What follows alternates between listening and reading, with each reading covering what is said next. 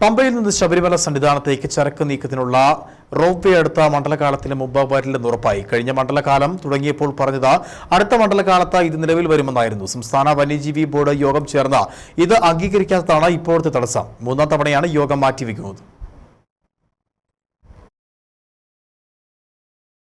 സംസ്ഥാനത്തെ അനുമതിക്ക് ശേഷം മാത്രമേ കേന്ദ്ര സർക്കാരിന്റെ അനുമതിക്ക് അയക്കാനാകൂ. പ്രധാനമന്ത്രി അധ്യക്ഷനായ സമിതിയാണ് ഇത് പരിഗണിക്കുന്നത്.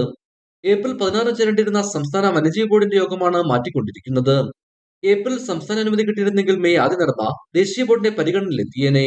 ഇനി ജൂലൈയിലാണ് ഡൽഹിയിലെ യോഗം. അതിൽ അനുമതി കിട്ടിയാൽ ചിങ്ങം 1-ാം തീയതി തറക്കിലിടാനാകുമെന്നാണ് തിരുവിതാംകൂർ ദേവസ്വം ബോർഡിന്റെ പ്രതീക്ഷ. 18 വർഷമായി പറഞ്ഞു കേൾക്കുന്ന പദ്ധതിയാണിത്. ഇതിനായി ശബരിമലയിൽ വേണ്ടിവരുന്ന വനഭൂമിക്ക് പകരം കൊല്ലം കുളത്തൂപ്പുഴ വില്ലേജിൽ 4.53 ഹെക്ടർ റവന്യൂ ഭൂമിയുടെ ഉടമസ്ഥാവകാശം വനംവകുപ്പിന് കൈമാറി. കേന്ദ്ര അനുമതി കിട്ടിയാലുടൻ തുടങ്ങാമെന്ന നിലപാടിലാണ് പണികൾ BOT അടിസ്ഥാനത്തിൽ ഏറ്റെടുത്ത 18 steps Damodar cable car company. 1 വർഷം കൊണ്ട് പണികൾ തീർക്കാനാകുമെന്നാണ് അവരുടെ പ്രതീക്ഷ. പമ്പയിൽ നിന്ന് സന്നിധാനത്തേക്ക് 2.9 കിലോമീറ്ററാണ് റോപ്പ് വേ. 10 മിനിറ്റാണ് യാത്രാ സമയം.